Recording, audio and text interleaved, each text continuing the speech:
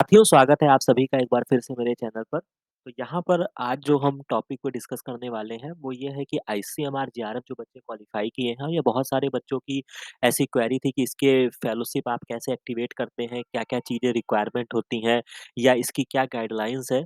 तो आज हम इस पर्टिकुलर चीज़ों पर चर्चा करने वाले हैं और कैसे आप आईसीएमआर फेलो होने के बाद आप कैसे इसके फेलोशिप को एक्टिवेट कर सकते हैं या क्या इनकी गाइडलाइंस है, क्या इनके नियम हैं जो आपको जानना बहुत आवश्यक है इस फेलोशिप को एक्टिवेट करने से पहले। तो उस चीज़ को हम समझेंगे तो सबसे पहले आपको ये जानना होगा कि जो ये आईसीएमआर की वेबसाइट है जहाँ पे आप सिंपली आप ग्रांट वाले सेक्शन में जाएँगे, वहाँ से आप फेलोशिप से आप जंप करके जेआरएफ के कॉलम में आएँगे। तो ये सारी एक्टिविटी जो एग्ज़ाम के रिगार्डिंग थी वो यहाँ पे दी गई है। बाकी यहाँ पर अगर आप देखेंगे तो ये बहुत सारे जूनियर रिसर्च फेलो मतलब 2013 के बाद से उन्होंने अपडेट कर रखा है कि आपके जो फेलोज़ हैं वो करंट में किस-किस इंस्टीट्यूट में तो इस सारी चीज़ों को अगर आप डाउनलोड करेंगे तो वो सारी चीज़ें आपको देखने को मिलेंगी, राइट? इसके बाद यहाँ पे ये रिज़ल्ट का कॉलम है, ये आपका गाइडलाइंस है। तो ये गाइडलाइंस में अभी हम इसको डिटेल में समझेंगे।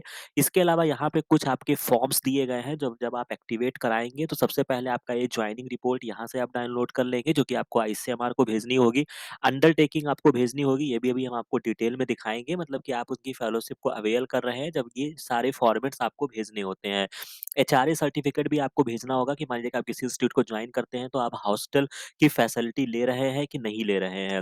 उस चीज़ को क्लियर मेंशन करते हुए आप आईसीएमआर को भेजते हैं, मैंडेट फॉर्म आपको भेजना होता है और यूसी तो आपको बाद में भेजना होगा मतलब जो आपको पैसे मिलते हैं उसके बाद में आपने कितने पैसे यूज़ किए या कितने आपके बच गए, ठीक है?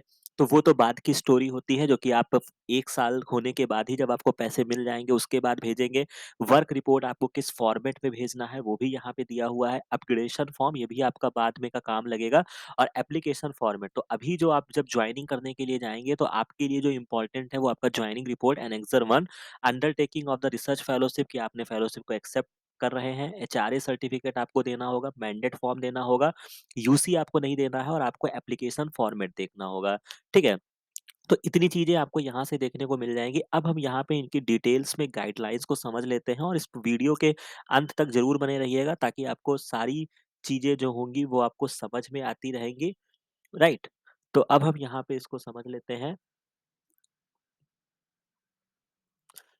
जैसा कि आपको यहाँ पे ये देखने को मिल जाएगा, जैसा कि ये आपका गाइडलाइंस का फॉर्म है, तो सबसे पहले हम यहाँ पे गाइडलाइंस को देखते हैं, जो कि आईसीएमआर जेआरएफ की गाइडलाइन क्या कहती है। तो सबसे पहले आपको विलिंगनेस लेटर टू आईसीएमआर को भेजना होता है कि आप उसकी फेलोशिप को अवेल करने वाले हैं after issue of the award letter, ठीक है? तो विलिंगनेस लेटर में आप इस तरीके से समझ सकते हैं कि ये आपका undertaking of the research fellow to accept of the fellowship. तो यहाँ पे आप अपना नाम लिखेंगे, ठीक है? अपनी सारी चीज़ें लिखेंगे और ये इनका कुछ क्राइटेरिया है, इसको आप पढ़ लीजिएगा, ठीक है? और इसके बाद क्या करना होता है आपको इनको signature of the research fellow और सुपरवाइजर जो कि आप उसको अपने सुपरवाइजर से साइन कराएँगे और इसको भेज देंगे आईसीएमआर को, राइट? अब यहाँ पर क्या होता है कि find placement under a suitable guide and submit the following document जो कि आपको लिस्ट में दिया गया है within 12 month of the issue of the ICMR award letter. कहने का मतलब ये है कि जब आपको आईसीएमआर का अवार्ड लेटर मिल जाएगा उसके 12 महीने के बीच में से पहले, ठीक है? ये आपको क्या करना है, जो भी उनकी फेलोशिप की वैलिडिटी होती है, हालाँकि नॉर्मली जो होती है समझते चलिएगा, आईसीएमआर की जो वैलिडिटी होती है फेलोशिप की, ठीक है? वो 1 ईयर होती है बट कोविड के टाइम में इन्होंने इसकी वैलिडिटी 1.5 कर दी थी, तो बाकी अब देखने वाली बात होगी कि आपको जो मिलता है वो कितने दिन की फेलोशिप की वैलिडिटी होती है। तो कहने का मतलब है कि आपको अपने 1 साल के भीतर में आपको क्या करना है, अपना सूटेबल इंस्टीट्यूट जहाँ से आप रिसर्च करना चाहते हैं उसको आपको फाइंड आउट कर लेना है और बाकी सारे डॉक्यूमेंट्स आपको आईसीएमआर को भेजने हैं। इसमें आपका क्या-क्या होगा, जॉइनिंग रिपोर्ट होगी जो कि ओरिजिनल कॉपी आपको आईसीएमआर में भेजना होता है, mentioning exact date of the joining indicating forenoon या आफ्टरनून। तो यहाँ पर जो आपको ये फॉर्म होता है ये आपका जॉइनिंग रिपोर्ट का फॉर्म होता है। इसमें हालाँकि जो आप इंस्टीट्यूट जॉइन करेंगे उनके पास भी ये कॉपी होती है। तो ये सारी चीज़ें वो यहाँ पे मेंशन करेंगे, लिखेंगे, आप भी लिखेंगे। ठीक है? तो यहाँ पर आपको बस इतना ध्यान रखना है कि इस कॉलम में जो आपका फ़ोरनून एंड आफ्टरनून लिखा हुआ है, इसको टिक करिएगा फ़ोरनून ताकि आपका जो पैसे हैं, वो उस डेट की मॉर्निंग से काउंट हो, राइट? और बाकी ये आपका अगर रजिस्ट्रेशन हो जाता है, तो date of the PhD registration भी लिखेंगे, नहीं तो इसको आप क्या कर देंगे, एनए कर देंगे, बाद में जब आपका होगा तो इसको आप देंगे। यहाँ पर आपके सिग्नेचर ऑफ द सुपरवाइज़र होगा, हेड ऑफ द डिपार्टमेंट होगा, आपकी सिग्नेचर होगी और आपके जो भी इंस्टीट्यूट को आप जॉइन करेंगे, वहाँ के रजिस्ट्रार या प्रिंसिपल या डायरेक्टर का होगा। तो पहला फॉर्म आप ज्वाइन करने के बाद आप आईसीएमआर को एक फॉर्म आपको ये भेजना होगा, राइट? वही बात यहाँ पे कही गई है, पीएचडी एनरोलमेंट लेटर भी आपको भेजना होता है आपको गाइड के द्वारा, लेकिन अगर वो मिलता है तो ठीक है, क्योंकि कभी-कभी क्या होता है कि आप पीएचडी में एनरोल हो जाते हैं, लेकिन जो एनरोलमेंट नंबर होता है वो आपको कुछ दिन बाद मिलता है, ठीक है? तो आप उसको थोड़े दिन बाद भी भेज सकते हैं। मैंडेट फॉर्म आपको भेजना होगा जो कि इसी के अंतर्गत आपको दिया जाता है, और सबसे इम्पोर्टेंट चीज़ है कि आईसीएमआर जो भी फंड्स रिलीज़ करती है, वो हेड ऑफ द इंस्टीट्यूट को जाएगी। तो ये बात आपको ध्यान रखना होगा, ठीक है? जैसे कि आपके रजिस्ट्रार, डायरेक्टर, डीन, प्रिंसिपल इन सबके अकाउंट में जाएगी, फिर आप अटेंडेंस को सबमिट करेंगे और अपनी फेलोशिप को लेंगे। इसके बाद आपको आईसीएमआर जेआरएफ एप्लीकेशन फॉर्म आपको भेजना होगा।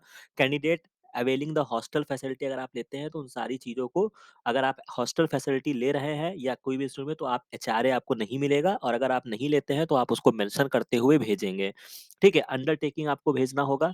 In the event of the JRF leaving before, ये बहुत ही इंपॉर्टेंट पॉइंट है जिसको आपको जानना पड़ेगा, समझना पड़ेगा कि अगर आप जेआरएफ को, जो आप फेलोशिप एक्टिवेट करा लेते हैं और आपने 1 साल के भीतर में अगर आप किसी भी कारणवश अगर आप रिज़ाइन करते हैं, तो आपको क्या करना होगा, आपको जितने भी स्टाइपेंड आपको मिले हैं वो आपको वापस से आईसीएमआर को देना होगा, ठीक है? Will be required to refund the stipend drawn by him or her from the date of joining to the date of the leaving of the fellowship. तो कहने का मतलब है, ये बहुत ही इम्पोर्टेंट चीज है जो आपको जाननी है, ठीक है? समझना है कि अगर किसी भी कारणवश अगर आप 1 ईयर के अंदर, मतलब 1 साल के भीतर में, हालांकि 1 साल के बाद छोड़ते हैं तो नहीं, लेकिन अगर 1 साल के अंदर अगर आप इस फेलोशिप को छोड़ते हैं किसी भी कारणवश, तो आपको उतने पैसे क्या करने होंगे, आईसीएमआर को रिफंड करने होंगे। तो इस बात को ध्यान रखिएगा, ये बहुत ही तगड़ी गाइडलाइन है, हालाँकि किसी और फेलोशिप में ऐसा रूल नहीं है, बट आईसीएमआर का ये रूल है। इसके बाद the fellow will not be allowed transfer from one institute to another after completion of 1 year as a JRF except in special circumstances with the prior approved of the DG ICMR only. ठीक है? तो आप किसी भी दूसरे institute में भी आप ट्रांसफ़र नहीं होंगे। मान लीजिए अगर आपने कहीं एक इंस्टीट्यूट में, सपोज़ दैट अगर आपने सीसीएमबी में अगर आपने एनरोल करा लिया है, सपोज़ दैट, ठीक है? तो आप चाहते हैं कि अब हम वापस से सीडीआरआई में आ जाएँ, तो ये सब काम नहीं होगा अनटिल अनलेस कोई बहुत ही तगड़ी आपके पास कोई मजबूरी है या कुछ भी ऐसी चीज़ होती है, तब डीजी आईसीएमआर से अगर आप अप्रूव लेते हैं, तो उसके बाद विचार किया जाएगा। ठीक है? इस तरीके से no travel allowance from the contingency will be paid as a result of the such a transfer, ठीक है? Submit registration certificate for the PhD degree within 1 year from the date of, जैसा कि मैंने आपको बताया कि जो पीएचडी का रजिस्ट्रेशन नंबर होता है वो आपको इतनी जल्दी नहीं मिलता है। तो इसके लिए आप 1 साल के भीतर में आपको देना होगा रजिस्ट्रेशन नंबर। इसके बाद जो पहली रिपोर्ट आपको देनी होती है 10 महीने के अंदर में आपको फर्स्ट एनुअल रिपोर्ट यहाँ पे देनी होगी, जो कि इनका फॉर्मेट है उसके अकॉर्डिंग आपको देना होगा, और एक्सपेंडिचर सर्टिफिकेट आपको देना होगा कि जो भी पैसे आपको मिले आपने कैसे-कैसे उसको यूटिलाइज़ किया, राइट? इसके बाद जब आप फॉलोइंग 22 मंथ के बाद फिर आपको अपना रजिस्ट्रेशन सर्टिफिकेट देना होगा, ठीक है? सेकंड एनुअल रिपोर्ट देनी होगी, अपग्रेडेशन जेआरएफ, एसआरएफ से आपको देना होगा, जो कि आपका वो इंस्टीट्यूट्स आप जहाँ पे जॉइन करेंगे वो आपका कराएँगे, ठीक है? स्टेटमेंट ऑफ अकाउंट देना होगा, फिर इस तरीके से आपको बार-बार अपने प्रोग्रेस रिपोर्ट ये सारी चीज़ें देंगे। फाइनल ईयर में आपको क्या करना होगा, पीएचडी की थीसिस जो कि आप hard copy through the guide, full thesis जो कि आप सीडी में भी भेज सकते हैं। पीएचडी डिग्री आपको यहाँ पे भेजनी होगी, रिसर्च पेपर अगर आपने पब्लिश किया है वो सारी चीज़ें आपको एक्नॉलेज करना पड़ेगा आईसीएमआर को, ठीक है? तो बस इतनी इन्फॉर्मेशन है। Annual utilisation certificate needed from April to March, जो कि फाइनेंशियल ईयर में आपको देनी होती है, मतलब वो जो सीक्वेंस चलता है उसके अकॉर्डिंग ही आपको रिलीज होगा। इसके अलावा जो सबसे इम्पोर्टेंट चीज जो यहाँ पे एक और बात आपको ध्यान रखना है, no change in the title of the project is permitted after the submission of first annual report. तो कहने का मतलब है जब आप इनकी ज्वाइन करते हैं तो आप डिटेल में अपना पूरा आप प्लान, वर्क प्लान आप भेजते हैं, क्योंकि अभी जब आप देखेंगे इनके फॉर्म को तो यहाँ पे टाइटल ऑफ द थीसिस ये मांग लेते हैं, ठीक है? तो टाइटल ऑफ द थीसिस जब मांग लेते हैं तो उससे क्या होता है कि आप चेंज नहीं कर सकते हैं, तो यानी कि आप अपने सुपरवाइजर जब भी इस फेलोशिप को बारे में सोचिएगा तो ऐसे गाइड को चुनिएगा जो आपकी बातों को सुने, ठीक है? समझे, और आप उससे भेजने से पहले काफ़ी अच्छे से डिस्कस कर लीजिएगा। हालाँकि ये चीज़ें नहीं होनी चाहिए, क्योंकि इतनी जल्दी ना स्टूडेंट डिसाइड कर सकता है टाइटल ऑफ द थीसिस और ना सुपरवाइज़र भी डिसाइड कर सकता है। हालाँकि फ्लेक्सिबिलिटी होनी चाहिए, बट इनकी गाइडलाइंस है, तो अच्छे से सुपरवाइज़र से डिस्कस करके टाइटल ऑफ द थीसिस आपको भेजना होगा, राइट? तो ये बात को आप ध्यान रखिएगा कि कोई उसके बाद चेंज नहीं होगा और आप एक एनुअल रिपोर्ट भेजने के बाद। इसके बाद जो भी यहाँ पे डिटेल फेलोशिप का रूल है वो यहाँ पे दिया गया है। Please follow these rules and regulation strictly as failure of submitting report and document in time will be subjected to termination of the fellowship. तो कुल मिला के अगर आप किसी भी तरीके से अगर आप ये रूल्स को नहीं मानते हैं और अपने रिपोर्ट्स को डिले भेजते हैं, कुछ करते हैं, तो आईसीएमआर के पास ये पावर है कि वो आपकी फेलोशिप को टर्मिनेट कर सकती है। समझ रहे हैं? तो इतनी बातें आपको क्लियर हो गई होंगी, ठीक है? अब यहाँ पर कुछ और चीज़ें हैं जिसको हम डिटेल में समझ लेते हैं। कुछ रूल्स आपको ध्यान रखने हैं कि activation of the ICMR JRF fellowship, तो the fellowship can be activated after joining PhD programme in any Indian university institute में आप एक्टिवेट करा सकते हैं। 2 ईयर टाइम आपको दिया जाता है फॉर पीएचडी रजिस्ट्रेशन का। इसको इसको आप अवार्ड लेटर की वैलिडिटी से कंफ्यूज मत करिएगा। ये आपको पीएचडी रजिस्ट्रेशन के लिए बोल रहा है, ठीक है? कहने का मतलब है कि आपको पीएचडी में आपका रजिस्ट्रेशन हो जाना चाहिए। ऐसा नहीं है, कभी-कभी ऐसा भी होता है कि आप किसी ऐसे इंस्टीट्यूट को जॉइन कर लिए जिनका प्रोसेस बहुत ही धीमा है, तो आपको पीएचडी रजिस्ट्रेशन का नंबर ही नहीं मिल पा रहा है अपना, समझ रहे हैं? तो ऐसी कंडीशन के लिए केवल आपको 2 साल का समय दिया जा रहा है कि उसके भीतर में आप अपना रजिस्ट्रेशन नंबर हमको बता दीजिएगा, ठीक है? इसको समझिएगा इस बात को, ठीक है? Beyond which the fellowship will be lapse कर दी जाएगी। Candidate who already know the PhD program can activate the fellowship from the date of the issue of a wallet. अगर आप मान लीजिए कि कोई आप प्रोजेक्ट में थे या कुछ आपके पास रजिस्ट्रेशन नंबर है तो कोई दिक्कत नहीं है, आप तुरंत एक्टिवेट कर सकते हैं, ठीक है? PhD registration certificate is required to be submitted within 2 years from the date of joining of the fellowship. समझ रहे हैं? Joining of the fellowship, if the PhD registration document is a failed to be submitted at the end of the 2 years, the fellowship will be immediately terminated कर दिया जाएगा। समझ रहे हैं? तो ऐसी इंस्टीट्यूट को जॉइन कीजिएगा कि मतलब कभी-कभी ऐसा भी होता है ना कि बहुत सारे बच्चे किसी यूनिवर्सिटीज़ में जॉइन कर लेते हैं। अब यूनिवर्सिटी के पास हज़ार काम होते हैं या कभी-कभी कोई आपकी स्टेट यूनिवर्सिटी है जो इतना ध्यान नहीं देती है, समझ रहे हैं? तो वहाँ पे ये प्रॉब्लम ज़्यादा अराइज़ होती है, तो इस बात को समझ के जाइएगा, क्योंकि बाकी अगर आप किसी प्रॉपर रिसर्च इंस्टीट्यूट में जाते हैं तो वहाँ पे ऐसी दिक्कत नहीं आएगी। अगर आप एसीएसआईआर से जॉइन करते हैं मान लीजिए, या जेएनयू से अगर आप जॉइन करते हैं तो आपको आराम से आपका रजिस्ट्रेशन नंबर जो होता है वो आपको विद इन 2-3 मंथ जो होगा वो आपको मिल जाएगा। समझ रहे हैं? तो इस बात को याद रखिएगा, कोई दिक्कत नहीं आएगी। इसके बाद प्रोसीजर जो है आपका जेआरएफ एग्ज़ामिनेशन से आप सेलेक्ट होते हैं, उसमें कोई दिक्कत की बात नहीं है। फिर आप अप्लाई करेंगे, जो भी आप अपने डॉक्यूमेंट भेजेंगे या जो भी आप अपने चीज़ों को भेजेंगे वो किस एड्रेस पे भेजेंगे, अटेंशन लिखकर भेजेंगे, head HRD Indian Council of Medical Research V Ramalinga Swami Bhawan, इस तरीके से आप अपना हार्ड कॉपी सेंड करेंगे। Applicant must full the following category should be send through, जो भी एप्लीकेशन होगा वो आपके गाइड के थ्रू फॉरवर्डेड होना चाहिए हेड ऑफ द इंस्टीट्यूशन जहां से आपने एप्लीकेंट आप प्रोसेस कर रहे हैं अपने वर्क को। अगर आप कोई एम्प्लॉय रह चुके हैं तो if employed a certificate from his employer to accept the fellowship should be submitted, मतलब जो भी उनके क्राइटेरिया है उसको आपको करना होगा। पीएचडी इनरोलमेंट लेटर भी आपको देना होता है। Applicant should have not draw any stipend salary from किसी और, ऐसा नहीं है कि आप यहाँ से भी पैसा ले रहे हैं और कहीं अलग जगह से ले रहे हैं, तो ये सारी ये चालाकी मत करिएगा, ठीक है? Detailed plan of the work 2 copy के फॉर्म में आपको स्पेसिफिक टाइम बाउंड या आपके गाइड के द्वारा, मतलब इसमें पूरा आपका वर्क प्लान जाता है। हालांकि बस एक चीज यहाँ पे ध्यान रखिएगा कि इसको आप डीएसटी से कंफ्यूज मत होइएगा। यहाँ पे ऐसा नहीं है कि आप अपने सुपरवाइजर से कुछ प्रोजेक्ट भेजेंगे तो आईसीएमआर उसको रिजेक्ट कर देगा। ऐसा बहुत ही रेयर केस में, हालांकि मेरे तो सुनने में कुछ नहीं आया है अभी तक, तो वो रिजेक्ट विजेक्ट नहीं करता है, बस आपको पूरा डिटेल तरीके से, क्योंकि डीएसटी के केस में क्या होता है कि वहाँ पे रिजेक्ट हो जाता है, ठीक है? तो यहाँ पे रिजेक्ट तो नहीं होता है, बट एटलीस्ट आपका वर्क प्लान पूरा होना चाहिए। मतलब आप पूरा, जब आप किसी साइंटिस्ट को ज्वाइन करेंगे तो वो इस चीज की कैसे आपको ये सारी चीज़ें लिखनी है वो आपको बताएँगे, ठीक है? पूरा आपको वर्क प्लान, जैसे कौन-सा एक्सपेरिमेंट करने वाले हैं, क्या मटीरियल्स, मेथड, कौन-कौन से टेक्निक्स आप करेंगे, तो इस तरीके से पूरा वर्क प्लान, मतलब पहला ऑब्जेक्टिव क्या है, दूसरा ऑब्जेक्टिव क्या है, तो इसको बहुत लोड में नहीं लेना। हालाँकि चीज़ें अच्छी भी होती है कि जब आप इस पे वर्कआउट करते हैं, तो आपका गाइड भी दुरुस्त रहता है, आप भी दुरुस्त रहते हैं और आपकी चीज़ें चलती रहती है। नहीं तो यूजीसी वगैरह में क्या होता है या किसी और फेलोशिप में क्या होता है कि आपकी फेलोशिप टाइम से आती रहेगी, 6-8 महीना, 1 साल, 2 साल आपका ऐसे ही हँसते-खेलते निकल जाता है। फिर जब एसआरएफ का टाइम आएगा तो आप सोचेंगे कि अरे यार, मेरा पहला ऑब्जेक्टिव क्या था? समझ रहे हैं? तो ये सारी प्रॉब्लम होती है। तो सिंपल सी बात है भाई, हर चीज़ के कुछ फ़ायदे हैं और कुछ नुकसान है, कुछ पॉज़िटिविटी है, कुछ नेगेटिविटी है। ठीक है? हालाँकि इसका वर्कलोड भी आपके ऊपर ज़्यादा होगा, बट अल्टीमेटली आप अपने काम से फ़ैमिलियर हो जाते हैं। समझ रहे हैं? तो अच्छी भी चीज़ है यहाँ पे। इसके बाद प्रॉब्लम जो भी आपका प्रोतो studies should be well defined होना चाहिए, ठीक है? और जो भी आपका इस रिसर्च करने वाले हैं, it should related to a particular aspect of a problem, not with general nature, and should be capable of completion within the fellowship period. मतलब कहने का मतलब है ऐसा, हालांकि वो समझता है, आपका गाइड भी समझेगा कि 5 साल में कौन सा काम आप कर सकते हैं, उसी के अकॉर्डिंग वो चीजें आपको देनी होगी। ये सारी चीजें यहाँ पर आपको देना होगा। मतलब जो भी चीज है, guide under guidance the work will be carried out should certify that the research plan has been prepared. मतलब इस तरीके से पूरा आपका सेटिस्फैक्ट्री सारा चीज होना चाहिए, कुछ हवा में हवाबाजी आपको नहीं करना है। ठीक है।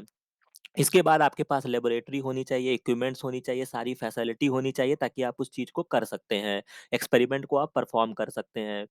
इसके बाद आपको कोई भी फंड ऐसा नहीं है कि आपको कोई इक्विपमेंट, मान लीजिए कि आप किसी ऐसी जगह पे ज्वाइन कर लिए जहाँ पे आपके पास पीसीआर मशीन नहीं है, ठीक है? मान लीजिए किसी साइंटिस्ट या किसी आपने यूनिवर्सिटी के प्रोफेसर्स को ज्वाइन कर लिया, अब आपकी यूनिवर्सिटी में क्यूपीसीआर नहीं है, तो आईसीएमआर आपको क्यूपीसीआर खरीदने का पैसा या क्यूपीसीआर करने का पैसा नहीं देगा। सिंपल सी बात ये है।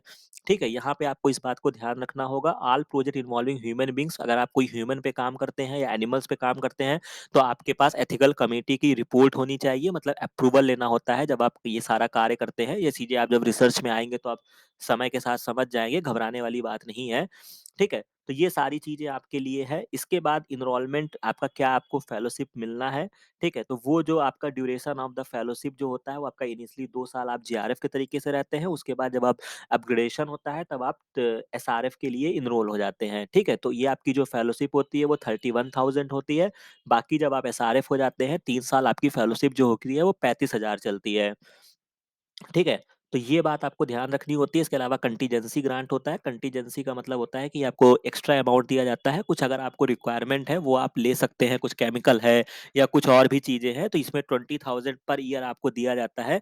तो ठीक ठाक अमाउंट होता है, लेकिन आप उसका कहाँ कहाँ यूज कर सकते हैं, कोई आप बुक खरीद सकते हैं जो कि आपके रिसर्च टॉपिक से रिलेटेड है, जो कि आपके लाइब्रेरी वगैरह में नहीं है, तब आप उसमें यूटिलाइज कर सकते हैं। ठीक है। एंड अप्रूव, जो कि आपके head of the department approve करेगा कि ये हमारे यूनिवर्सिटी में नहीं था। समझ रहे हैं? The book will become the property of the university's library after purchase and may be issued to the supervisor. समझ रहे हैं? तो ये आपका नहीं है, उस फेलोशिप से आप जो भी खरीदेंगे वो आप इंस्टीट्यूट को देकर जाएंगे। ठीक है। तो ये आपको याद रखना है। बाकी आपका कोई भी, मान लीजिए कि आप कोई एक्चुअल ट्रेन फेयर है, कोई टीएडीए के रूप में भी आपको ये उसको रिफंड कर सकते हैं। ठीक है। तो ये चीजें होती हैं। बाकी इस तरीके से आप इसको समझ सकते हैं। PT expenditure of purchase of chemicals आप खरीद सकते हैं, रिएजेंट्स खरीद सकते हैं, इस तरीके की चीजें आपको कर सकते हैं। चार्जेस ऑफ द, जब आप थीसिस की टाइपिंग कराते हैं तो उसमें 10% आप इसका इस्तेमाल कर सकते हैं। फोटोग्राफिक मटेरियल्स ऑफ रिसर्च या थीसिस वर्क, कंप्यूटेशन चार्जेस, तो ये सारी चीजों में अपने कंटीजेंसी का इस्तेमाल कर सकते हैं। बेसिकली आप केमिकल वगैरह खरीदिएगा, वो ज्यादा ठीक रहेगा। इसके बाद टेन्योर जो है, ये आपका फर्स्ट 2 साल का है, वही सारी बातें आपको बताई गई हैं। ठीक है। और किसी भी वक्त आपका फेलोशिप, अगर आपका सक्सेसफुली चीज़ें नहीं रहती हैं, आपका सेटिस्फैक्ट्री नहीं रहेगा, तो वो चीज़ें आपकी टर्मिनेट कर दी जाएंगी। ठीक है। At any time of the months, on A months notice bye ICMR, the progress of the work आपका सेटिस्फैक्ट्री नहीं होता है। ठीक है। तो ये सारी चीज़ें आपको ध्यान रखनी होती है। इसके अलावा जो आपके लिए इम्पोर्टेंट चीज़ है, ये आपका है, मतलब वही सारी बातें जो भी हमने इसके पहले डिस्कस की है, वही सारी चीजें यहाँ पे वापस से बताई गई है। ठीक है। लीव की बात अगर आती है, तो ये भी आपका एक इम्पॉर्टेंट चीज होता है। तो आईसीएमआर में आप केवल 8 कैजुअल लीव्स ले सकते हैं। ठीक है। तो ये सब बहुत तगड़ी इनकी गाइडलाइंस है, थोड़ा सा ध्यान रखिएगा। ठीक है। और इसके अलावा during the first year of fellowship uncommitted leave can be granted A pro rata basis, sanction of the leave without stipend can be considered bye ICMR under special circumstances. और इस तरीके से बाकी मैटरनिटी लीव आपको दी जाएगा, जो भारत सरकार के नियम के अंतर्गत आता है, उसके अकॉर्डिंग आपको मैटरनिटी लीव दिया जाएगा। ये फीमेल्स कैंडिडेट्स के लिए है। The fellowship amount of leave period will be paid after fellow resume duties. ठीक है। इस तरीके से आपका है।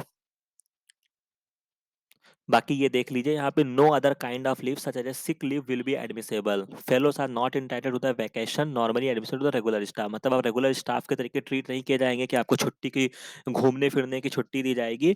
तो ये आपका थोड़ा सा तगड़ा यहाँ पे रूल है।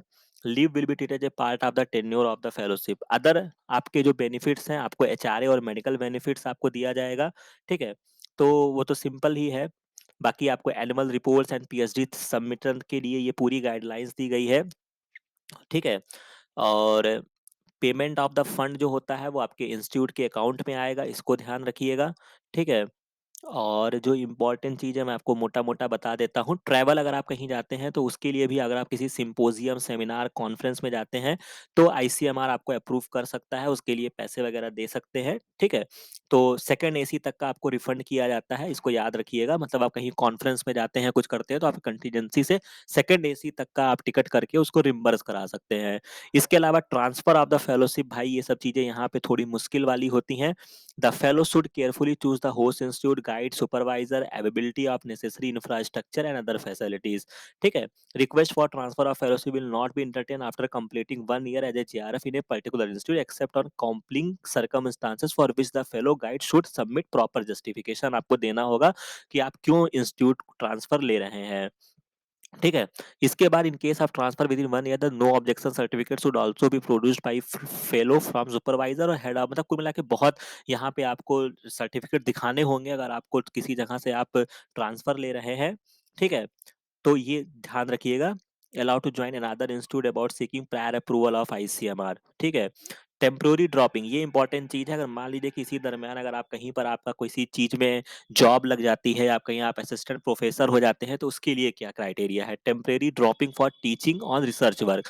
Research fellow on the recommendation of the guide and provided that is university institute है नो ऑब्जेक्शन मतलब आपके इंस्टीट्यूट कोई ऑब्जेक्शन अगर नहीं है, तो may be permitted by ICMR to take up temporary paid lectureship research job in recognised universities. College institute of the repeated institution studies in India and abroad to period of not exceeded 1 year during the entire tenure of the fellowship मतलब 1 साल के लिए आप को छुट्टी दे सकता है मतलब आप टीचिंग के पर्पज से ड्रॉप कर सकते हैं लेकिन उसके बाद आपको ये काम करना होगा, ठीक है? तो ये चीजें हैं will not entitle any extension of the JRF fellowship for such period. तो यहाँ पे आपको ध्यान रखना होगा और इसके अलावा ड्यू सबमिशन ऑफ एपीआर और ये सारी चीजें आपको टाइम टू टाइम देनी होगी। समझ रहे हैं? तो ये जो मोटी मोटी बातें थी वो आपको समझ में आ गया होगा इस पूरी गाइडलाइंस में। इसके अलावा ये आपका एनेक्सर 1 जो मैंने आपको बताया है, इसमें बस आपको इतना ध्यान रखना है फ़ोरनून्स कर दीजिएगा और बाकी सारी चीज़ों को आप भरिएगा, साइन करवाइएगा। एनेक्सर 2 में जब आप भरेंगे, यहाँ पर भी आप अपना सारा चीज़ें भरेंगे, ठीक है? अंडरटेकिंग यहाँ पे इसको पढ़ लीजिएगा कि मतलब कोई भी आप गलत चीज़ें नहीं कर रहे हैं, ठीक है? ये सारी चीज़ें हैं। बाकी यहाँ पर भी आपको यहाँ पे दिया गया है लीविंग बिफोर 1 ईयर ही shall be required to refund the stipend drawn by him her. तो ये बहुत ही इंपॉर्टेंट चीज़ है, इसको ध्यान रखिएगा। यहाँ पे आपका सुपरवाइज़र की साइन होगी और हर चीज़ में यहाँ पे बहुत मतलब मोहर वगैरह भी लगवानी होती है, ठीक है? मतलब ये सारी चीज़ें इनके में थोड़ा ज़्यादा है, आपको पेपर वर्क ज़्यादा करने पड़ते हैं। ठीक है? ये आपका मैंडेट फॉर्म रहेगा जो कि आप भरेंगे, यहाँ पे अकाउंट होल्डर आपके इंस्टीट्यूट के अकाउंट का नाम पड़ेगा, ठीक है? ये सारी चीज़ें इंस्टीट्यूट की डिटेल पड़ेगी, आपका एड्रेस पड़ेगा। ये यहाँ पे सबसे बड़ी चीज़ है जो टाइटल ऑफ द थीसिस माँग लेते हैं। तो ये थोड़ा-सा इनको विचार करना चाहिए कि इतनी जल्दी किसी भी स्टूडेंट्स का थीसिस का टाइटल नहीं डिसाइड हो सकता है, बट माँगते हैं तो आपको देना पड़ेगा। तो एक ब्रॉड लेवल पे आप अपने सुपरवाइज़र के साथ बैठ के डिसाइड करिएगा ताकि वो फ्लेक्सिबल रहे अगर आपको कभी मॉडरेट करना है, ठीक है? तो कुल मिला के ये सारी चीज़ें हैं, बैंक नेम है, ये सारी चीज़ें आपको अपने इंस्टीट्यूट्स में जहाँ जॉइन करेंगे वहाँ पे मिल जाएगा, जैसे ये signature and seal of the guide. तो कभी भी यहाँ पे सिग्नेचर करा के कोई भी डॉक्यूमेंट भेजिएगा तो अपने गाइड से मोहर भी लगवा लीजिएगा, सील लगवा लीजिएगा, ठीक है? तो ये छोटी-छोटी चीज़ें हैं जो आपको ध्यान रखना होगा। इसके अलावा इस तरीके से एक आपको और एनेक्सर 9 होगा जो भी आपको पूरा बना के मतलब इसको चाहिएगा तो पीडीएफ से वर्ड में कन्वर्ट करके अपनी सारी इन्फॉर्मेशन यहाँ पे आपको भरना होगा, ठीक है? एकेडमिक रिकॉर्ड्स वगैरह आपका high school, MSc, BSc, MSc जो भी चीज़ें थी वो आप अपना भरेंगे। टाइटल ऑफ द प्रोजेक्ट आप यहाँ पे लिखेंगे, जो भी आपका रिसर्च वर्क है वो सारी इन्फॉर्मेशन लिखेंगे, ठीक है? Title of the project for thesis ये सारी चीज़ें ये पहले ही माँग लेते हैं, तो इन सब चीज़ों को ध्यान रखिएगा। इसके अलावा 2 कॉपी ऑफ द जो आपको वर्क प्लान भेजना है वो इस फॉर्मेट में भेजिएगा। आपका प्रोजेक्ट का टाइटल होगा, name, designation and address of the guide होगा, टेन्योर ऑफ द स्टडी होंगे, ऑब्जेक्टिव्स होंगे, present knowledge and relevant bibliography वगैरह आपको देना होगा। ठीक है, मेथोडोलॉजी एंड टेक्निक आपको बतानी होगी कि आप क्या-क्या मेथड्स करने वाले हैं, कौन-कौन से टेक्निक्स करने वाले हैं और अल्टीमेटली आपका गोल क्या होने वाला है और किस तरीके से ये ह्यूमन हेल्थ के लिए आपके लिए बेनिफिशियल होगा। तो ये सारी बातें आपको अच्छे से लिख कर यहाँ पे भेजनी होगी डिक्लेरेशन बाय द कैंडिडेट और एक ये पर्टिकुलर चीज़ है जो to be filled by the research guide in his own handwriting. तो कहने का मतलब है कि यहाँ पर ये पर्टिकुलर चीज़ है जो आपका गाइड अपनी हैंडराइटिंग में लिखता है, तो हालाँकि बहुत सारे बच्चे टाइप ही करवा लेते हैं, बाद में गाइड उस पे फॉरवर्ड कर देता है, ठीक है? तो ये कोशिश करिएगा अगर आपके गाइड जो है सुपरवाइज़र अगर आपके ठीक है तो आप उनसे लिखवा लीजिएगा major field of your specialisation, current area of research जो भी आपके पास फंडिंग क्या-क्या आप कोई आपके पास फेलोशिप है भी कि नहीं है। तो कुल मिला के ये सारी चीज़ें आपका है your opinion research potential candidates को आपने क्यों लिया है, ठीक है? तो ये सारी चीज़ें अच्छी हैं मतलब आईसीएमआर हर तरफ से यहाँ पे क्लियर करता है। फिर आपका हेड ऑफ द इंस्टीट्यूट इसको सर्टिफ़ाई करेगा। आपके गाइड का बायोडाटा भी यहाँ पे लिया जाता है। तो कहने का मतलब है अच्छी चीज़ें हैं कि इससे आप अपने गाइड को भी जान जाते हैं, समझ रहे हैं? और उसके बारे में भी फ़ैमिलियर अपने काम के बारे में भी फ़ैमिलियर हो जाते हैं और एक अच्छी चीज़ें चलती हैं। बट हाँ, लोड यहाँ पे रहेगा आपके ऊपर थोड़ा-सा मतलब लोड का मतलब ये नहीं काम करने का लोड रहेगा। लोड का मतलब है ये सब आपको थोड़ा-सा पेपर वर्क करने पड़ेंगे, ठीक है? तो ये चीज़ें थी जो हमें आपको समझानी थी। बाकी अब आप इसमें कुछ और चीज़ें अगर आप देखना चाहें, तो जैसा कि मैं आपको बताना चाहूँ, तो इम्पोर्टेंट चीज़ आपका ये हो गया है। इसके अलावा अगर आप चाहें तो आप इनकी फेलोशिप को कैसे ट्रैक कर सकते हैं, उसको भी मैं आपको बता देता हूँ। जैसे आप ग्रांट पे जाएँगे, जब आप एक्टिवेट करा लेंगे, तब आप जेआरएफ पे मत जाइएगा, आप ये एसआरएफ वाले कॉलम पे जाइएगा, एसआरएफ या आरए के कॉलम पे, ठीक है? तो जब आप एसआरएफ या आरए के कॉलम पर जाएगा, ये वेबसाइट आपकी खुल रही है, तो यहाँ पर आपको क्या करना है, click here to view new online portal, यहाँ पे आप ओपन करिएगा, ठीक है?